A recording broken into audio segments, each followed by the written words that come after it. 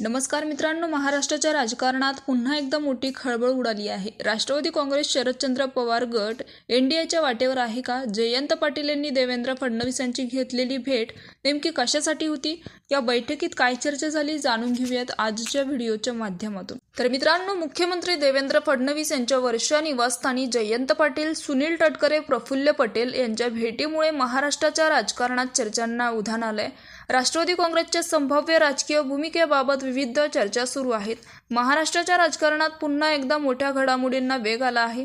गेल्या काही दिवसापासून शरद पवार यांच्या नेतृत्वाखालील राष्ट्रवादी काँग्रेस पक्षाच्या भविष्यातील राजकीय भूमिकेबाबत विविध चर्चा सुरू असतानाच मुख्यमंत्री देवेंद्र फडणवीस यांच्या वर्षा निवासस्थानी झालेल्या महत्त्वाच्या बैठकीने या चर्चांना आणखीन हवा मिळाली आहे. या बैठकीला राष्ट्रवादी काँग्रेस शरदचंद्र पवार गटाचे ज्येष्ठ नेते जयंत पाटील, तर राष्ट्रवादी काँग्रेस अजित पवार गटाचे प्रदेशाध्यक्ष सुनील तटकरे आणि प्रफुल्ल पटेल उपस्थित असल्याची माहिती मिळते. सूत्राच्या माहितीनुसार सुरुवातीला सुनील तटकरे आणि प्रफुल्ल पटेल यांनी मुख्यमंत्री देवेंद्र फडणवीस यांची भेट घेतली होती.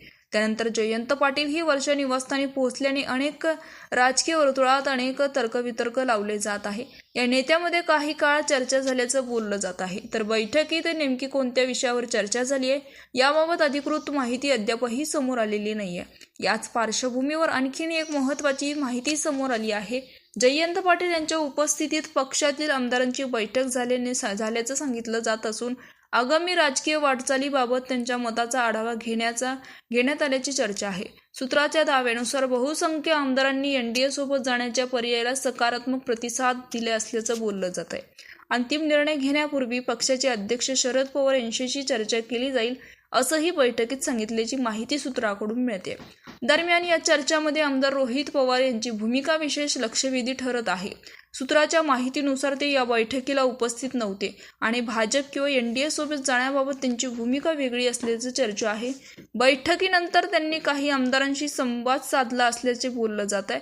सर्व या घडामोडीमुळे शरद पवार यांच्या राष्ट्रवादीची पुढील राजकीय दिशा काय असणार याबाबत उत्सुकता वाढली आहे. मात्र पक्षाकडून किंवा शरद पवार यांनी अद्यापही कोणतीही अधिकृत भूमिका जाहीर केली नसल्याचं सांगितलं जाते. तर मित्रांनो, या बैठकीनंतर राजकीय चर्चांना वेग आला असला तरी कोणतीही अधिकृत घोषणा निर्णय झालेले नाहीये. पुढील घडामोडीवर आमची नजर राहणार आहे. अशाच ताज्या आणि विश्वासार्ह अपडेट्स बघण्यासाठी चॅनलला सबस्क्राईब करा.